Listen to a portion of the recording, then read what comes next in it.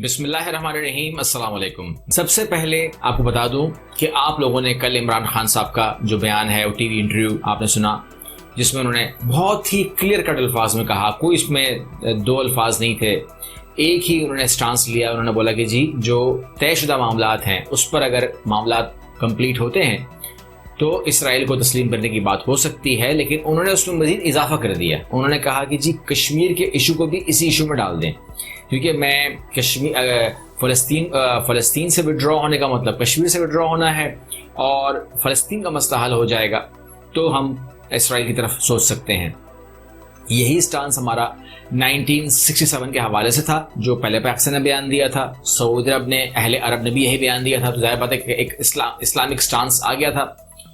تو اس کے بعد جب میں نے برلن کی سپیچ سنی وزیر خارجہ کی سعودی عرب کے، انہوں نے بالکل منون وہی الفاظ کہے، ڈٹو وہی الفاظ کہے، کوئی سا فرق نہیں تھا۔ جو عمران خان صاحب نے کہا انہوں نے بھی وہی کہا، انہوں نے بھی 1967 کا حوالہ دیا اور تمام چیزیں انہوں نے کھل کے بیان کر دی جو عمران خان صاحب نے بیان کی تھی۔ اس میں مجھے کوئی ایک لفظ بھی آگے پیچھے نظر نہیں آیا۔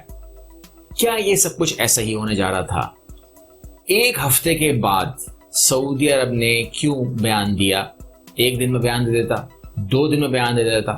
یو اے ای ایک چھوٹی کنٹری ہے، مگر ایسی کنٹری بھی نہیں کہ بالکل اس کے بارے میں بات نہ کی جائے، کیونکہ وہ پارٹنر تو ہے، وہ اس کا ایک رشتہ تو ہے سعودی عربی کے ساتھ۔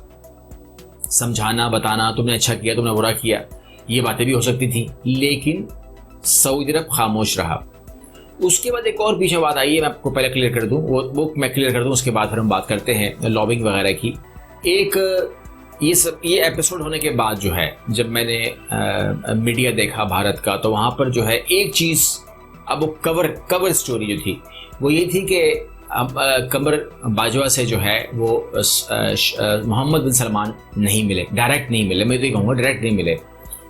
لیکن یہ بھی سچ ہے کہ اسی میٹنگ کے لیے جو انہوں نے چھوٹے بھائی کا انتخاب کیا تھا، 3 گھنٹے کی میٹنگ بھی انہوں نے ہی کی تھی۔ پہلی بات تو یہ ہے، ایک بات تو یہ کنفرم ہو گئی۔ دوسری بات یہ ہے کہ ہم محمد بن سلمان کو، جب میں ان کو اسٹڈی کر رہا تھا، پچھلے ایک ہفتے سے اسٹڈی کر رہا ہوں، اور کل میں نے آپ کو ویڈیو بھی دی تھی ان کی، کل میں نے آپ کو بڑی ویڈیو دی ان کے لیے، تو وہ ایک اپنے کیس کو لے کر جو ان کی جان کو آیا ہوا ہے، اور وہ انہوں نے جو لوگ لانچ کر دی ان کے خلاف، اور یو ایس کورٹ میں ان کو بلا رہے ہیں، سمن ہے، اور اس سمن کی ایک ڈیڈ لائن ہے، اس ڈیڈ لائن کے بعد وہ کہہ رہے ہیں کہ جی آپ کو ہم انٹرپول کے ذریعے اور ریڈ وارنٹ اور تمام چیزیں، ان کو بہت ڈرا رہے ہیں، بہت زیادہ ڈرا رہے ہیں ان کو۔ وہ کیوں کر رہے ہیں وہ آپ جانتے ہیں۔ بات ماننی پڑے گی، مطلب یہ ان کو دھمکی ہے کہ آپ کو بات ماننی ہی پڑے گی ہماری۔ اب دیکھتے ہیں اس میں کیا رزلٹ آتا ہے۔ لیکن ایک ان کی والد کی جو طبیعت ہے وہ اتنی ناساز ہے کہ خدا نہ خواستہ ان کی جو اطلاعات ہیں وہ اطلاعات تو کچھ اور ہیں، لیکن بہرحال ہمیں چونکہ وہ کنفرم نہیں ہے، ابھی کوئی آفیشیل اناؤنسمنٹ نہیں ہوئی، تو ہم یہ کہہ دیتے ہیں کہ وہ ابھی شدید بیمار ہیں، ہم یہ کہہ دیتے ہیں، مگر ہمارے پاس کچھ اور اطلاعات ہیں، مگر مناسب نہیں ہے اس وقت کوئی ایسی بات کرنا۔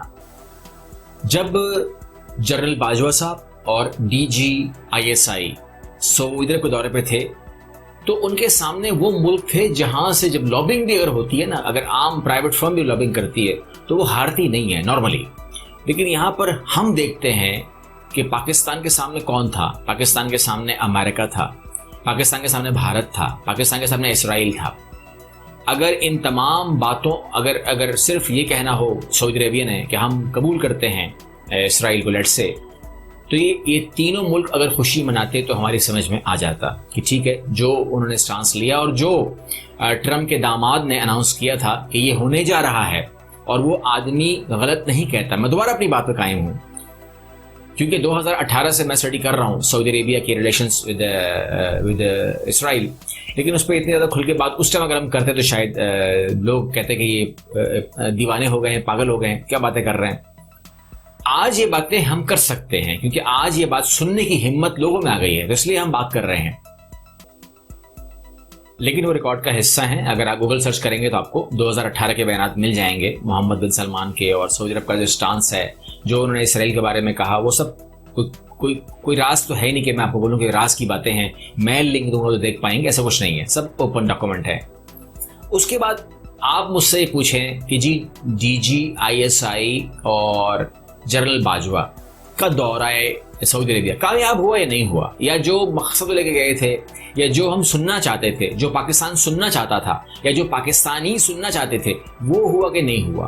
तो ये बात बहुत ही खुली है अमेरिकन के सामने, इसराइल के सामने, और भारत के सामने, और पाकिस्तान के सामने, कि पाकिस्तान का बयानिया ही उन्होंने वहाँ पे पढ़ा है। बर्लिन में जो पढ़ा है वो पाकिस्तान का ही लिखा हुआ बयानिया था। यानी कि जो पाकिस्तान का बयानिया है आज, वही मनोअन जो है आपने सुन लिया, सऊदी अरब का भी अब वही है। यानी कि जो हम कह रहे हैं वो सऊदी अरब कह रहा है। इसका मतलब क्लियर कट है कि DGISI और जनरल बाजवा अपने इस दौरे में इंतहाई कामयाब हुए। एक कामयाब दौरा करके वो आ गए। हमारे पास कुछ ऐसे लोग हैं जिनके लिए लोग शायद तरसते होंगे कि काश ऐसे लोग हमारे पास हों, जो मुल्कों को शिकस्त दे देते हैं, जंग लड़े बगैर 3-3, 4-4, 6-6 मुल्कों को शिकस्त दे देते हैं और अपना बयानिया मनवाते हैं। उसमें DGISI फैज़ हमीद का नाम मैं लूँगा, उसमें जनरल बाजवा का नाम मैं लूँगा, कि अगर ये दो अफराद दुनिया के किसी भी काम पे चले जाएं तो कामयाबी इनके साथ ऐसी होती है कि इनके साथ जुड़ी हुई है। यानी कि अगर ये दो लोग मिल जाएं तो इसका दूसरा, इन दोनों को मिला लें तो जो एक नाम बनता है वो कामयाबी का बनता है। अल्हम्दुलिल्लाह पाकिस्तान उस एक खुश नसीब मुल्क है दुनिया का जिसके पास इस टाइम DGISI फैज़ हमीद है और जनरल बाजवा है। पाकिस्तान ने जो मकासद हासिल करने थे इस दौरे से वो अल्हम्दुलिल्लाह अचीव हो गए, और सऊदी अरेबिया जो है उसका जो सॉफ्टवेयर था वो अपग्रेड हो गया। कहीं पर भी अगर सॉफ्टवेयर की अपग्रेडेशन की बात आती है, या कहीं पर भी अगर सॉफ्टवेयर में वायरस की बात आती है, तो वो ठीक करना भी DGISI और जनरल बाजवा का काम है। वो करके दिखा देते हैं लोगों को। लेकिन अगर ये काम ऐसे नहीं होता तो एक तो पाकिस्तान की हार होती, क्योंकि पाकिस्तान कहाँ खड़ा होता। मैंने आपको प्रीवियस वीडियो में बताया था कि अगर आज सऊदी अरब हमारी बात नहीं मानता और अगर वो इसराइल को तस्लीम कर लेते तो पाकिस्तान कहाँ खड़ा होता, नोवेयर। मतलब सच्ची बात यह है कि उसको हम शिकस्त फिर कहते। फिर दूसरी बात यह है कि पाकिस्तान ने ये ज़रूर बताया होगा, ये मुझे इल्म नहीं है क्योंकि जनरल बाजवा साहब की और DGISI के according I have no idea, मगर ये उन्होंने ज़रूर कहा होगा कि एक तरफ आपके पास ये ऑप्शन है कि आप इसराइल को कबूल करके तो भारत को और अमेरिका को आप खुश करें क्योंकि वो भी एक ग्रुप है, लेकिन आप कहीं पाकिस्तान को, इंडोनेशिया को, मलेशिया को, अफ़गानिस्तान को, बांग्लादेश को और तुर्की को या कतर को या ऐसे ममालिक जो है कहीं ये ना हो, आप किसकी नुमाइंदगी करेंगे फिर? ठीक है ना। अब आपने देखना होता है कि फ़ायदा किस तरफ है। एक बिजनेसमैन जो होता है वो फ़ायदा देखता है कि मैं अगर एक लेता हूँ, एक अगर मुझे मिलता है या मुझे 10 उसकी जगह 10 मेरे हाथ से निकलते हैं तो ये तो नुकसान है। तो इसलिए जो है इस टाइम सऊदी अरब ने जो फैसला किया है, अब वो उसकी मर्ज़ी का हो या ना हो, वो पाकिस्तान की मर्ज़ी का है नज़र आ रहा है। उसमें सऊदी अरब की कितनी मर्ज़ी है वो आप भी जानते हैं, मैं भी जानता हूँ। लेकिन इस टाइम पाकिस्तान की एक बहुत बड़ी फतह, यानी कि इतनी बड़ी फतह है ये हमारी इस वक्त आप जो देख रहे हैं, क्योंकि जो स्टांस उन्होंने लिया है सऊदी अरेबिया को, इसको हम कह सकते हैं कि रिफ्रेश भी हो गया है मामला।